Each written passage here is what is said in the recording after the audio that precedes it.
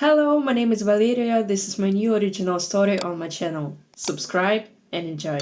She saved the Alpha King's life. He survived but forgot her face. Now she serves him as a maid. 5 years ago, an unknown girl pulled the dying Alpha King from a collapsed battlefield tunnel and gave him her blood to keep him alive.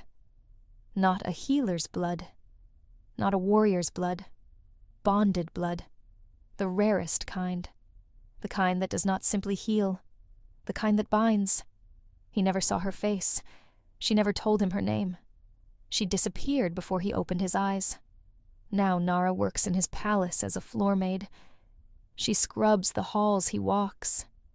She watches the court celebrate his strength, his unbroken body, and she knows the truth no one else does. That strength only exists because of her. And she says nothing, because the blood she gave him was not just rare. It was a bond she never intended to open, a thread stitched between two bodies without consent. And somewhere deep inside the Alpha King, something has been searching for the source of that thread for 5 years, pulling at him, making every woman he touches feel like a wrong answer. He does not know what he is looking for. He only knows that he cannot find it. Until one morning, he passes a maid on her knees in a dark corridor and stops walking. His wolf goes absolutely still, and Nara, still on her knees, cloth in hand, staring at the floor, has one single thought. He can never know. He must never know, because if he does, he will not only learn who she is, he will learn what she gave up to save him, and what it cost her, and what it is still costing her every single day. Chapter 1. The floor she scrubs is his. Nara started her shift before the palace woke up. That was the rule she had made for herself 5 years ago. On the first morning she had walked through the servant entrance with a new name and a carefully rehearsed story about a village 2 days north that no one would bother to verify. If she was already working when the palace began to breathe, she was simply part of it. A cloth, moving across stone, something the eye passed over without registering. Invisible was the only safe thing to be. She moved through the lower corridors first, the way she always did, starting with the kitchens and the storage passages where the torchlight was thin, and the only witnesses were rats. The older maids had given her these sections years ago, with the barely concealed satisfaction of women who had done their time in the cold dark. Nara had taken them without protest. Protest meant being noticed. The mop bucket was heavy this morning. Her hands, already rough from years of work, had gone numb somewhere around the second corridor. She did not think about the cold. She thought about movement, about the rhythm of the work, which was the only rhythm she was allowed to have anymore. She had been a different person once. She did not let herself think about that, either. This morning, Greta the housekeeper was waiting at the bottom of the staircase with her clipboard, and the expression she wore when something had gone wrong. The girl they sent me for the East Corridor called in sick. I need someone reliable. You are reliable. Nara kept her face still. Which section? The full section. Right up to the end. The end of the East Corridor was the royal wing. The royal wing was where he slept, where he worked, where he existed in the daily, ordinary reality that she spent enormous energy pretending was not happening. "There is no one else?" Nara asked. "You are reliable," Greta repeated. "That is not a question. Go." So Nara went. She moved fast, keeping her head down, keeping to the wall. At the halfway point, she looked up and stopped.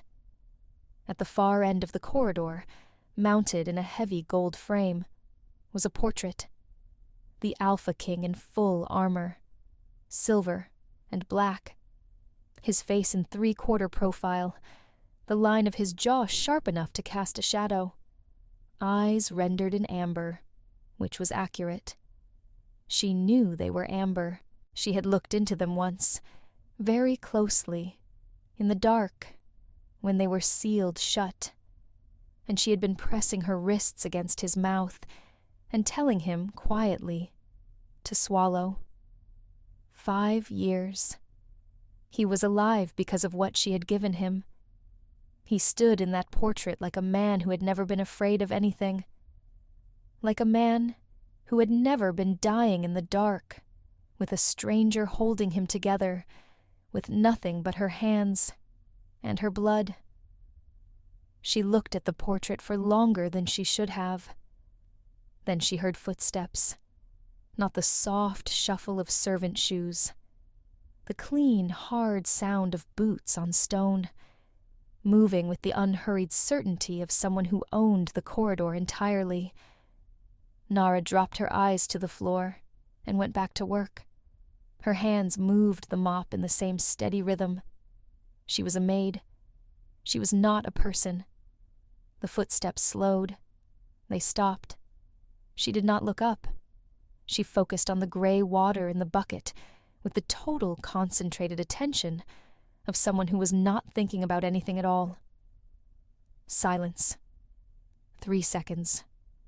5. 10. She could feel his presence the way she could feel a change in weather, a shift in the pressure of the air, something that her blood recognized before her brain caught up, a pull low in her chest that she had been suppressing for so long that she almost did not notice it anymore. Almost. His boots did not move. She counted her own heartbeats. 12, 13, 14. Then the boots moved again, continued down the corridor in the same unhurried stride. She heard the antechamber door open, heard it close. She did not move for a full minute after that. When she finally straightened up, her hands were shaking.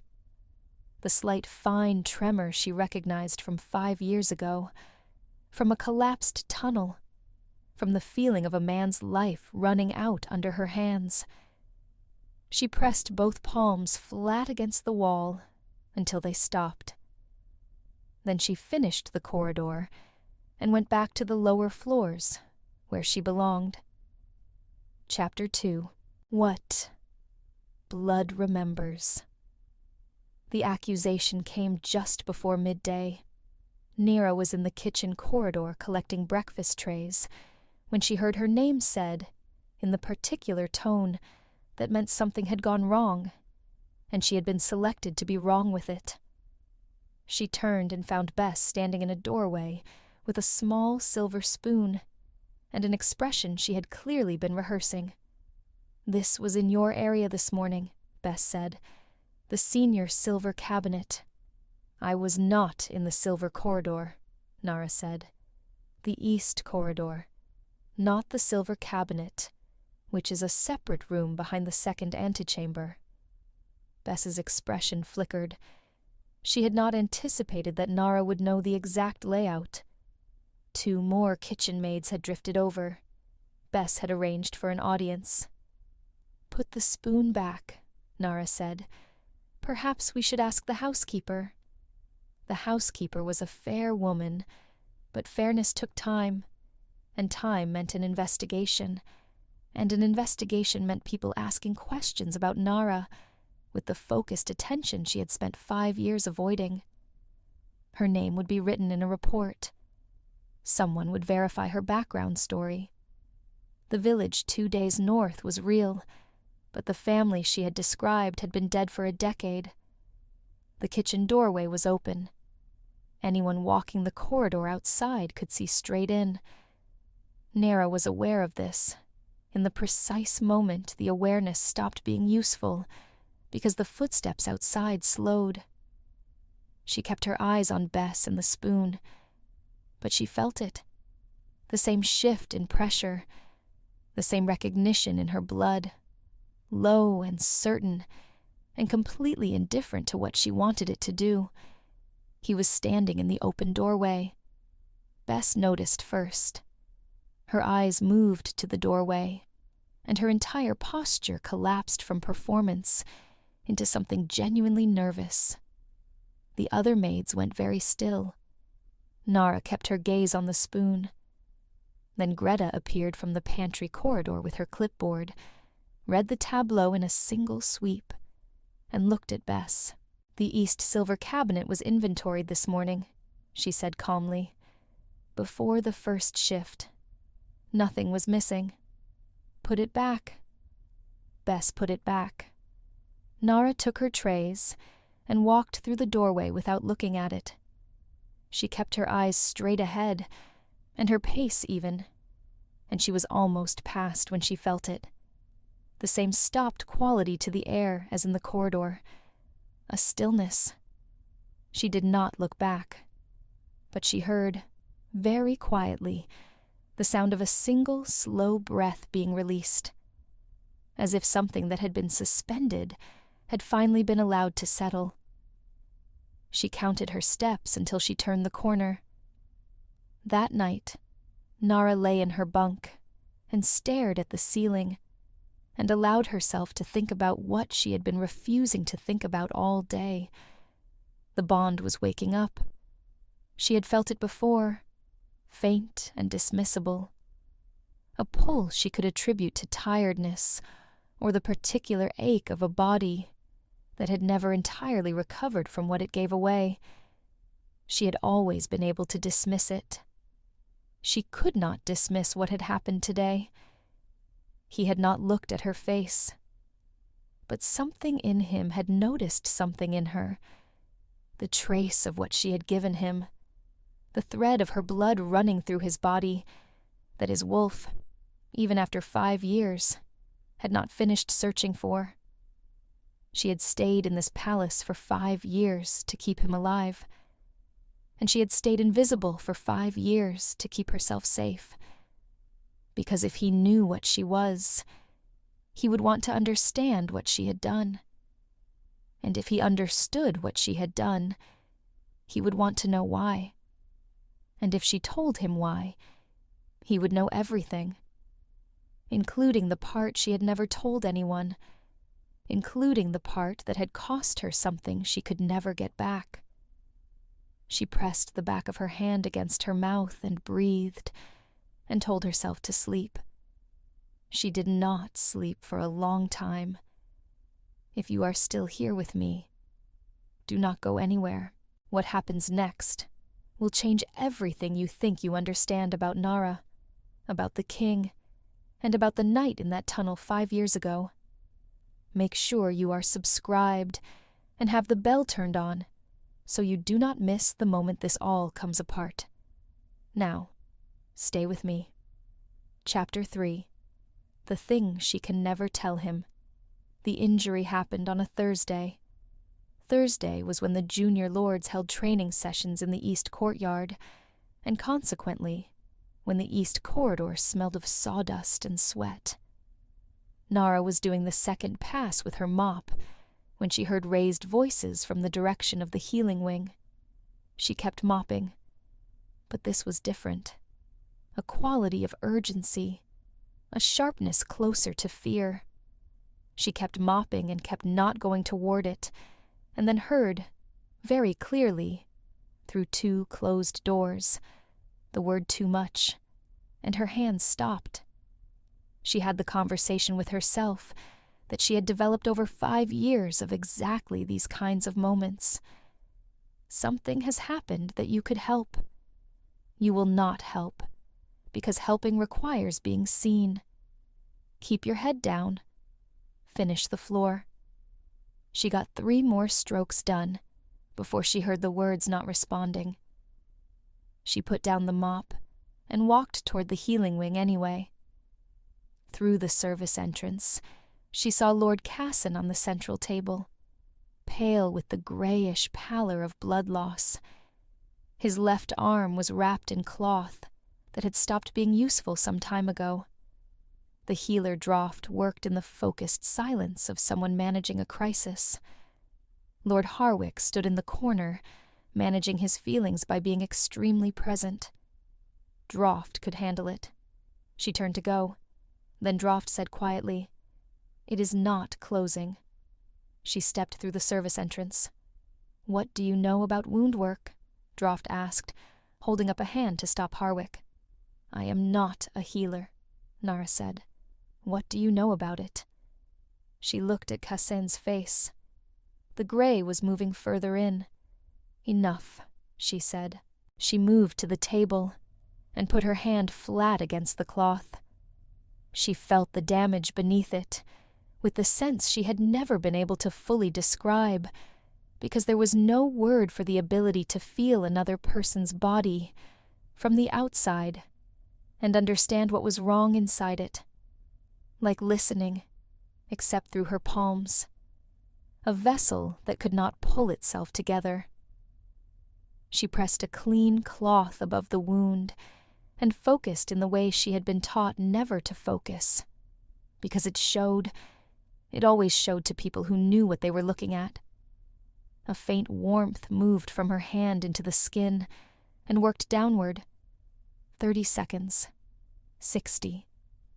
The gray in Cassen's face did not deepen. The bleeding that had refused to slow was slowing. Droft looked at her hands and said nothing. She was already going. She walked not quickly, not slowly, in the direction of the west corridor. She should not have done that. She kept walking and told herself that Droft was a professional man who had seen things he could not explain and learned to let them sit. She turned the corner into the west corridor. He was standing at the far end of it, alone. No guards, no advisors. He was in working clothes, the dark tunic of a man who had not yet committed to the formal version of himself. He stood at the corridor window, with his hands clasped behind him, looking at the courtyard below, not looking in her direction. Nara stopped. She was 10 steps from retreat. She could go back right now, and that would be the entire consequence of this moment. She started to turn. His head moved, not toward her, but the angle of his shoulders shifted, the way a person shifted when something registered in their peripheral awareness. She froze. His gaze moved along the corridor slowly and stopped in her approximate direction. She was very still. Then Lord Harwick appeared at the far end of the corridor behind him, already speaking at full volume about Cassen and the extraordinary thing that had occurred in the healing room. A servant woman. Droft could not explain it. Something in her hands. The king turned toward Harwick. Nara went back the way she came. She did not stop until she was in the deep lower corridors near the linen room, where the torches guttered, and the only sound was the distant kitchen staff. She had been incredibly, precisely, microscopically stupid. Harwick had described what happened with the carrying certainty of a man who considered himself a witness to events of significance. The king now knew a servant woman had done something in the healing room that the palace healer could not explain. She had 3 days, perhaps 4, before any investigation moved with purpose. Chapter 4. The name he does not know. His name was Aldrich. She had known this before she saved him. She had known it the way everyone in the border territories knew it, through rumor and report. She had known he was powerful and feared, and reportedly ruthless. She had not known what he looked like. She had not known that the figure she found in the collapsed tunnel, the one she had almost walked past because she thought he was already gone, was him. She had crouched down, pressed 2 fingers to the side of his neck, and felt the pulse, faint and erratic. She had understood immediately what the only available intervention was. She had done it before she knew who he was. She had discovered who he was 2 hours later, when someone in the rescue line recognized the seal on the cloak she had stripped from him to use as bandaging. Everything became very loud, very suddenly, in a way that was not useful.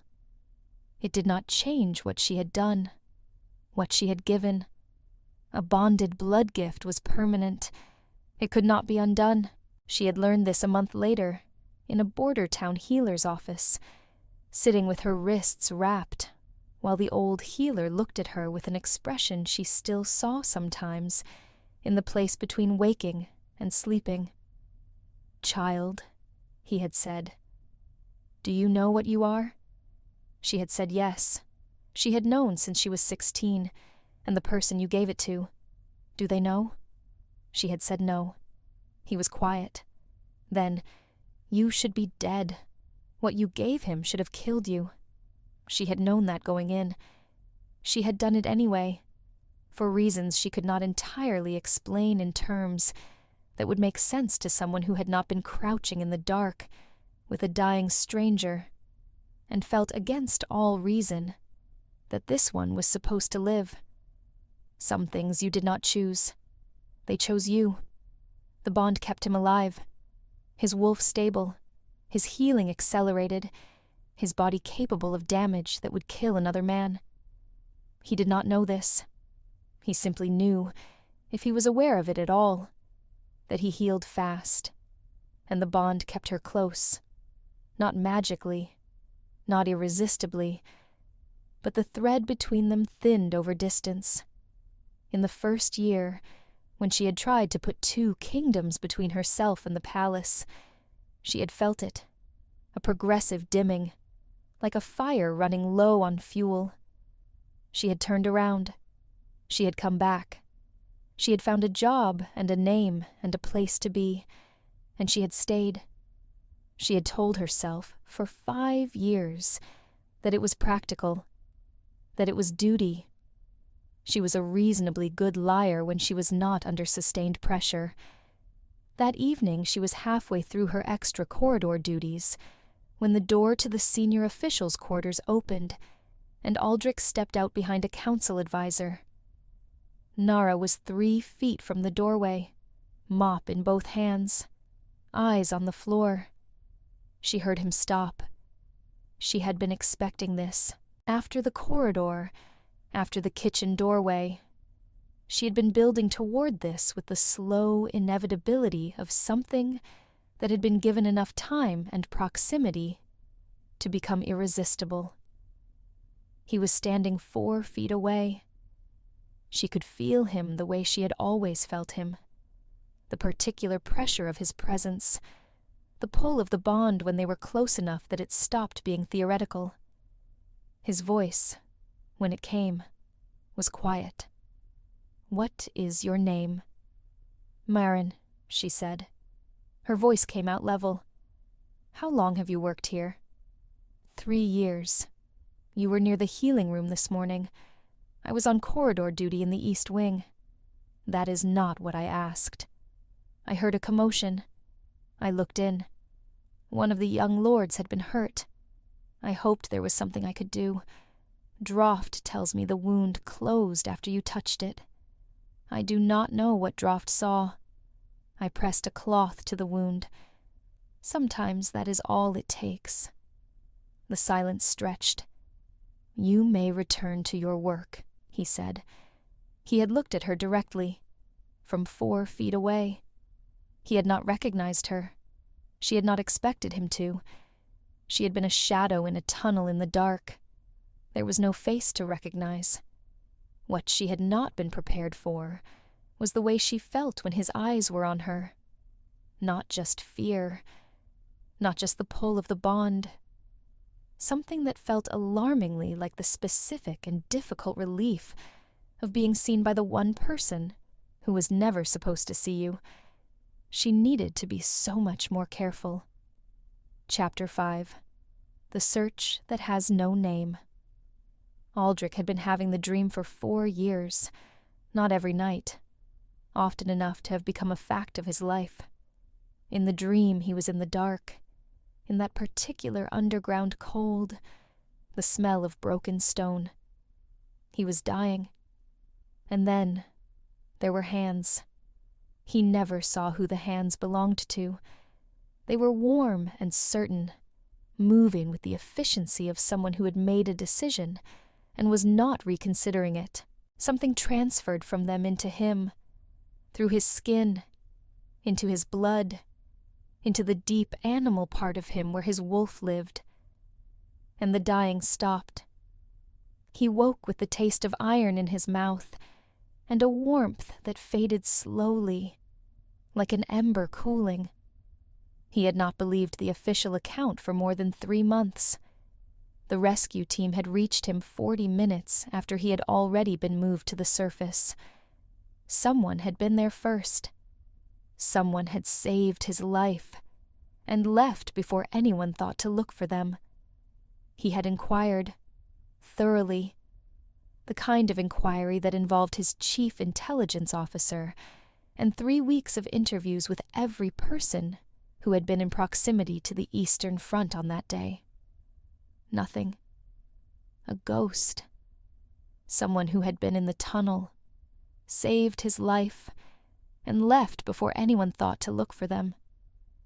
His wolf had opinions about this. His wolf had been having opinions about it continuously for 5 years, which was unusual. Wolves were generally interested in the present and the immediate future. They did not, as a rule, spend years methodically scanning every crowd, every doorway, every room their person walked through, looking for something they could not name. His wolf was looking for a scent. He knew this the way he knew the dream. Incompletely, without the ability to reproduce the scent consciously, but with the absolute certainty of an animal that had memorized something important and was waiting for the moment to match it.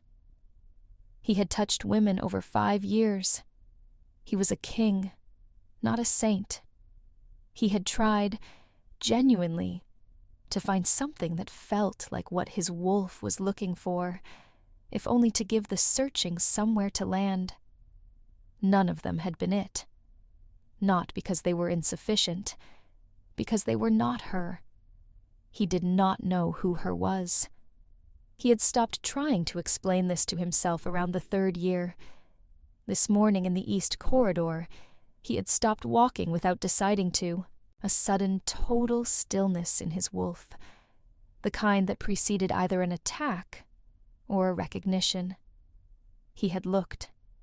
A maid on her knees with a mop, head down, hands moving in the rhythm of someone trying to be invisible. He had looked for long enough to make any reasonable servant uncomfortable. She had not moved, had not looked up, had given him nothing. He had walked on.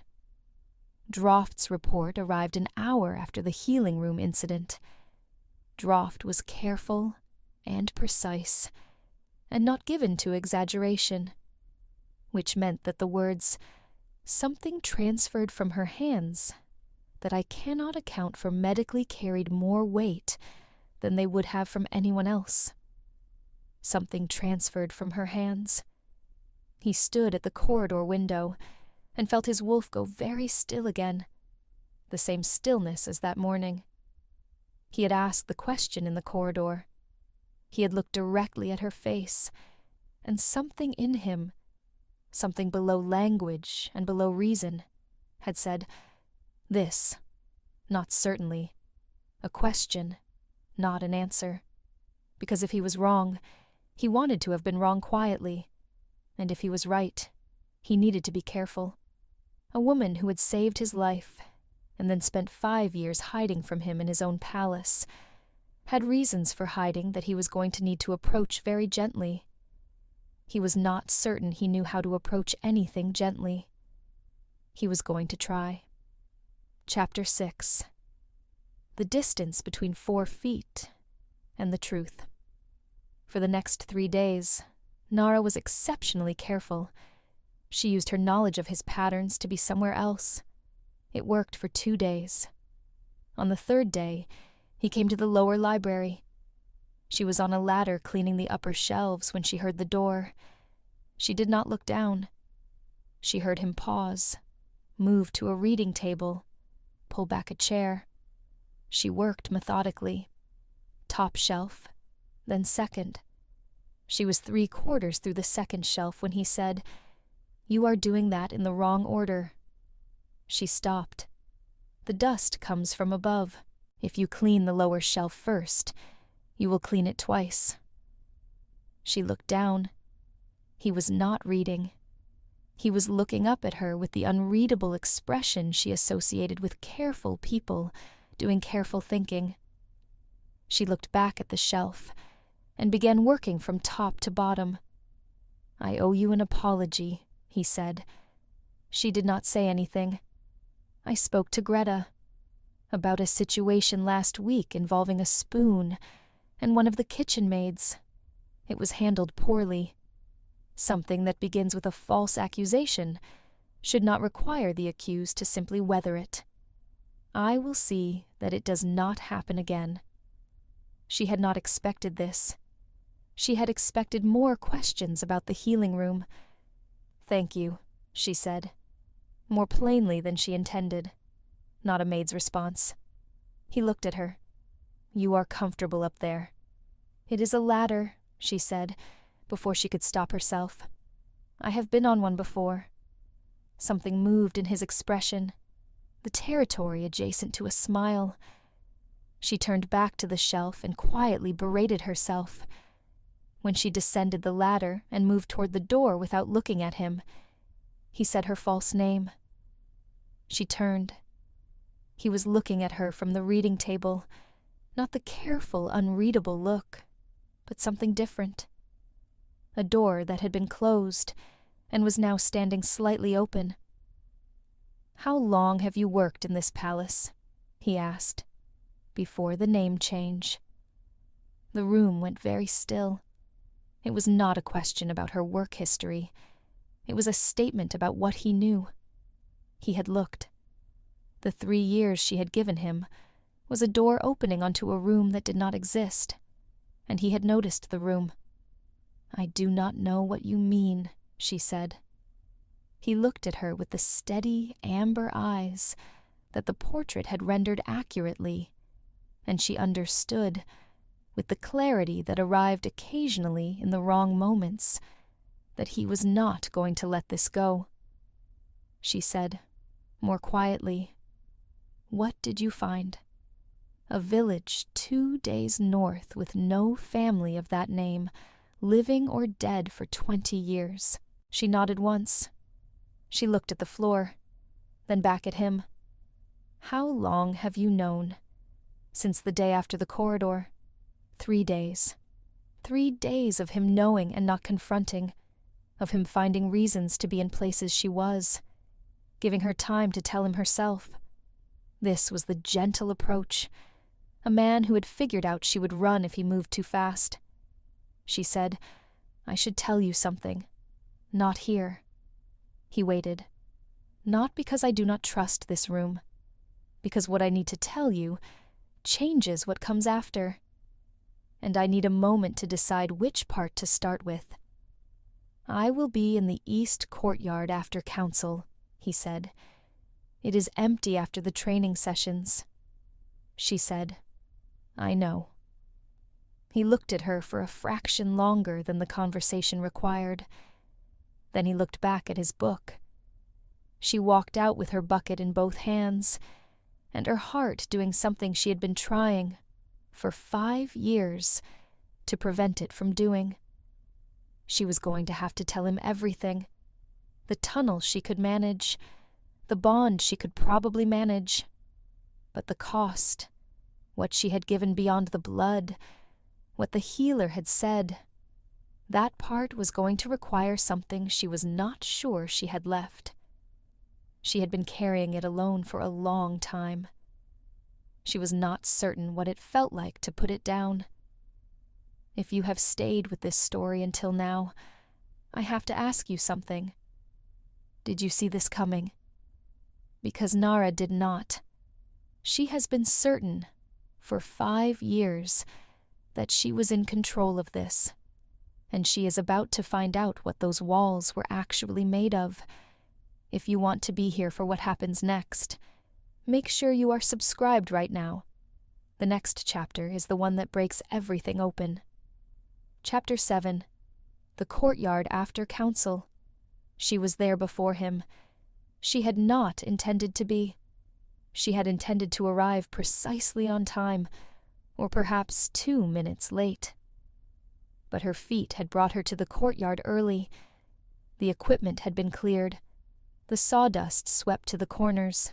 The last light came in at an angle from the west, and the courtyard was the kind of quiet that only existed when a place was briefly nobody's.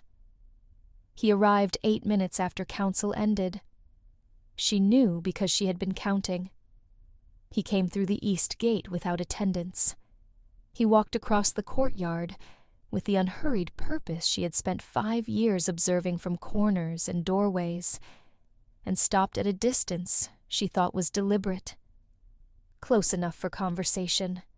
Far enough that it was not a confrontation. He said nothing. He waited. In the tunnel, she said. I was not part of the rescue team. I was a border scout working the eastern ridge. I went in because I sensed someone alive in the collapse. You moved me to the surface, he said, and gave you blood. That was not a small thing. No, it was not. What kind of blood? She had discarded 12 versions of how to say this. The kind that bonds. The silence had a different quality now. You bonded your blood to mine. I did not plan it. Bonded blood is what I have. I did not have anything else to give. And you were dying. He was quiet. She had expected anger. The particular anger of someone who had had something done to them without consent. She had prepared for it. What she had not prepared for was the stillness, the careful focus of a man processing new information alongside old information and discovering that they fit together. The dream, he said. She looked at him. 4 years. Hands in the dark. Something transferred. Yes. Your hands. Yes. And the searching. 5 years of it. She looked at the courtyard wall. Yes. And you came here. To this palace. The bond requires proximity to remain stable. Over distance it degrades. If it degrades, you lose the healing. I did not have a choice. That is one way to describe it. It is the accurate way. It is the practical way. More quietly, yes, that too. He said, What does it cost you? She said, A bond given that way does not leave the giver unchanged. How unchanged? She looked at him. My wolf. He went very still. I had one. Before the tunnel. What I gave in the blood, the deepest part of it, the bonding capacity, that is the same material as the shift, the same root. I gave it to stabilize yours. It was not a conscious decision. It was what the moment required. You gave me your shift. Essentially, you have not been able to shift for 5 years. 4.5. It was gradual. He looked at her for a long time without speaking. I am not telling you this so that you feel responsible. I am telling you because you asked, and because I have been carrying it for 4 years, and I am apparently not capable of lying to you under sustained pressure, which is a flaw I have been aware of for some time, very quietly. Why did you stay hidden? Because the situation was already complicated, because I did not need anything from you, because the bond functions the same, whether you know about it or not. I had no reason to create a conversation that I was not sure either of us was equipped to have. You made that decision for both of us. I did. She waited for the anger. It would have been fair. He said, When Droft reported the healing room, did you know I would find you? I knew it was possible, and you stayed. More quietly than she intended. Yes.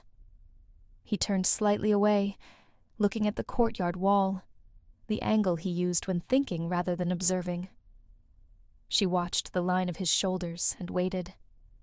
He said, "You saved my life, lost your shift, spent 5 years hiding in my own palace, keeping the bond alive, and you were going to do that indefinitely. Until what?" I had not gotten that far. He turned back. "That is the most honest thing you have said to me. It might be." Very quietly, he said, "Nara." She froze. Not Marin. Her name. Her actual name. The one she had not used in 5 years. How? I heard it once. In the dark. I thought I was dreaming it. I wrote it down when I woke up because I could not keep hold of it otherwise. I have had it for 4 years. She looked at him. "You wrote down my name." I did not know it was a name. I thought it was something the dark said. She stood in the last light and felt something in her chest that had been held for a very long time release. Not suddenly, not with drama, but with the slow unwinding of something kept wound too tightly, for too long. "I was not supposed to speak while I was working," she said. "I thought you were unconscious. I was, mostly. I talked anyway. I told you it was going to be fine. I told you to hold on. I know. You remember. Not clearly. Like the dream. Pieces. A voice. Warmth. The feeling that something had decided I was going to live. I had not decided you specifically. I had only decided that you were not going to die, while I had anything left to give. And now? What have you decided now?" She looked at him. The courtyard was very quiet. Somewhere above them a bell was ringing for the evening count. "I do not know yet. That is also honest. I am trying. Then keep trying." He looked at her with the amber eyes that the painter had gotten right, and then he walked toward the east gate. He stopped before he reached it. Without turning, he said, "I want to know the rest of it. All of it. There is more that you have not said. Yes. When you are ready. It might take some time. I have been looking for you for 5 years. I have a little more time." He went through the gate. Nara stood in the empty courtyard and looked at the sky and breathed. Chapter 8. What the bond was always for. She told him the rest of it over 3 evenings, not in the courtyard. He found her the second evening in the lower library, and they sat across a reading table, and she told him about the healer in the border town, and what she had understood in the year that followed. She was careful and precise about it, not because she wanted to be, but because if she was not, she was going to cry. And she had not cried about this in 3 years, and she was not going to start in a library across from a king. He listened without interrupting. He asked questions only when she paused, and the questions were the careful kind, the kind from someone trying to understand rather than respond. She had not expected that. She had expected the manner of a man who was used to things being fixable and was already looking for the fix. He did not do that.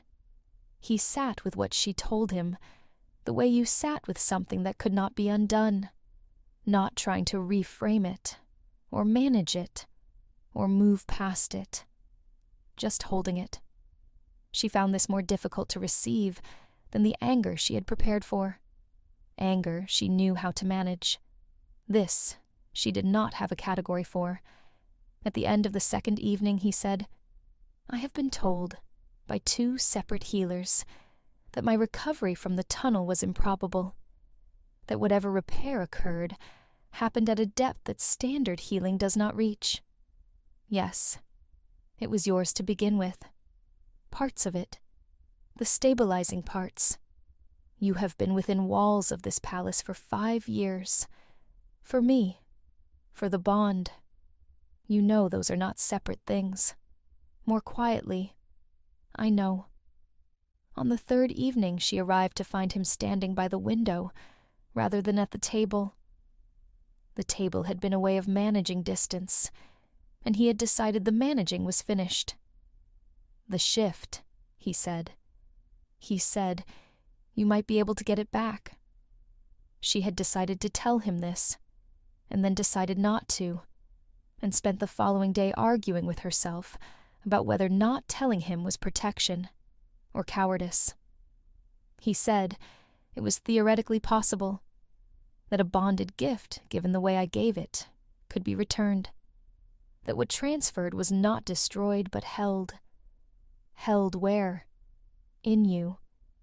The silence was very specific. I am not telling you this because I expect anything.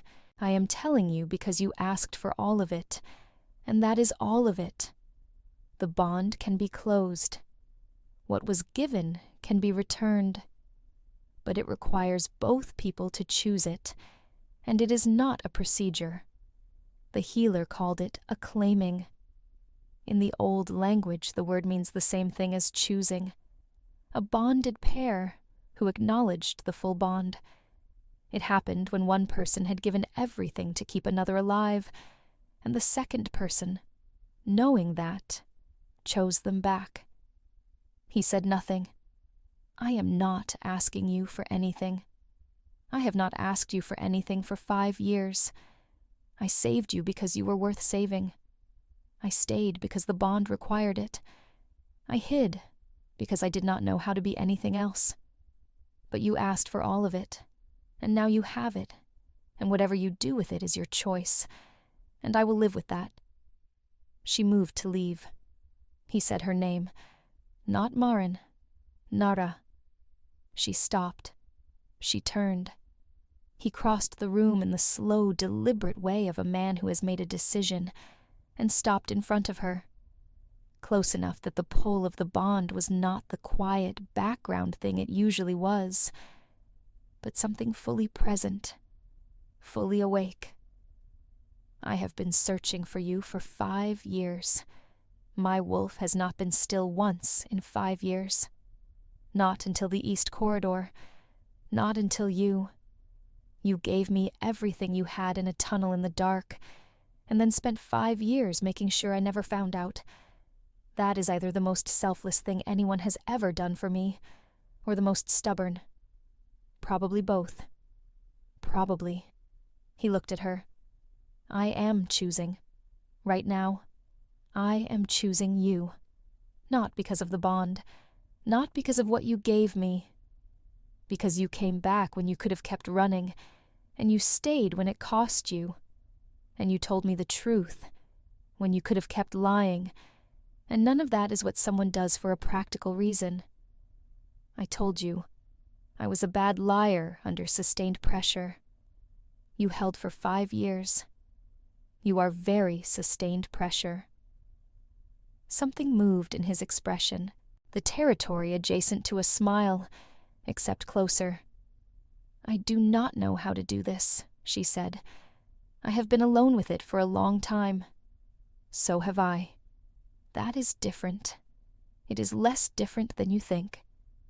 She stood in the dark library and felt for the first time in 5 years the bond between them not as a weight or a tether or a thing to be managed, but as something else entirely. Something that had been waiting, patiently, for both of them to be ready. I am going to need time, she said. You can have it. I am still technically employed as a maid. That can be changed. I liked the lower corridors. They were quiet. You can visit them whenever you want. She said, I want to try. He said, that is enough. That is more than enough. He stood at the right distance and let her make the last foot of distance her own choice. She stepped into it. Chapter 9. What was given and what was returned. It did not happen immediately. She had warned him it would not. She moved out of the servant dormitory. Greta managed this transition with the expression of a woman who had been waiting for someone to explain something she had already figured out, and was mildly annoyed that it had taken this long. She said nothing beyond what was necessary. She moved Nara's name from the lower corridor rotation to nowhere in particular, which was Greta's way of indicating that the employment status had become someone else's jurisdiction. Nara was given quarters in the wing that held the senior household staff. Small rooms, plain, nothing that required her to adjust in any dramatic direction. She unpacked the few things she owned, which took less time than she would have liked, because it took so little time that it was difficult not to look at the results and think about 5 years of accumulating nothing on purpose. Nara unpacked the few things she owned: a cloth, a second pair of shoes, 3 books she had taken from the lower library in a moment of weakness, a letter from the old healer read until the paper was soft at the folds. She put the letter in the bottom of the wardrobe and closed the door. She saw him every day, not continuously. He made time for it the way he made time for counsel, as something that was there because he had put it there. He learned her habits. She noticed, over 2 weeks, that he had stopped appearing in corridors she was likely to be in and started appearing in places she would actually go. The lower library, the east courtyard in the evening, the kitchen garden where she had discovered a habit of spending a half-hour in the morning that she had not realized was a habit until he was sometimes already there. He was not easy to know. She had expected this. He was a man who had spent his adult life being the fixed point in a room, the authority in every conversation, and the accumulated effect of that was a particular kind of solitude, not loneliness, a practiced separation, the habit of being present without being arrived at. She understood this habit. She had spent 5 years developing it from the other direction. She told him this once, in the courtyard. He was quiet. Then, "I think that is why the wolf recognized you, before I did. Wolves recognize their own. Someone who has learned to be invisible. Someone who is present, but not quite there. It took him 4 years to find me. It took me 4 years to go looking in the right places. The right places were the lower corridors. The right places were the places I did not think to look." She shifted for the first time since the tunnel on a morning 6 weeks after the courtyard. She had not planned it. She had been in the east courtyard alone, early, and the light had been doing something with the mist from the garden wall, and something in her had opened the way things opened that had been closed for a long time, and her wolf had come back through that opening, like a person coming in from the cold. She sat on the courtyard stones for a long time afterward. When he found her an hour later, she was still sitting there. "It came back," she said very quietly. He crouched down in front of her. "Are you all right? I was not expecting it." "I know. How long have you known it might happen?" "I spoke to a healer 3 weeks ago, after the 3rd evening. You went looking. It seemed worth looking." He said, "A returned bond stabilizes both. What you gave does not vanish. It comes home. The healer in the border town said it required a claiming. Yes. Did you?" "I said your name. Every day for 3 weeks. Out loud. Alone. The healer said it was how the old bonds were acknowledged, to say the name of the person you were choosing. Deliberately. Without witness." She looked at the courtyard stones. Every day. Every day. She sat in the morning light and felt her wolf settle into her the way it had before the tunnel, the deep certain weight of something wholly hers again, and understood that it had come back not because a ritual had been completed, but because something real had been completed. "I have something I should tell you," she said. He waited. "I knew, in the tunnel, that what I was giving you was a bond. I did not know the full cost, but I knew it would tie us together, and I gave it anyway. I know. I am telling you, so you know I did not choose you accidentally." He was quiet. Then, with something in his voice she had not heard there before, a warmth that was not warmth exactly, but the ground it grew in. "I know." The wolf knew what the hands were doing before the hands knew. That is what the dream was. A wolf recognizing a choice that had already been made. That is a generous interpretation. It is the accurate one. She looked at him in the morning light in the courtyard, where she had started working 5 years ago, and thought about all the ways this had begun, and all the ways it was going to continue from here, with the difficulty and the slowness, and the awkward middle ground of two people trying to learn each other after years of parallel secrecy. She thought it was probably worth it. He held out a hand. She looked at it for a moment. Then she took it. Epilogue. 5 years ago, and right now. In the tunnel, in the dark. She had not been afraid. This surprised her sometimes. She had been many things. Tired and focused, and aware with a bone-deep clarity of how close the margin was. But she had not been afraid. She had not been afraid because she had made a decision. And decisions have a particular quality of calm, once they are complete.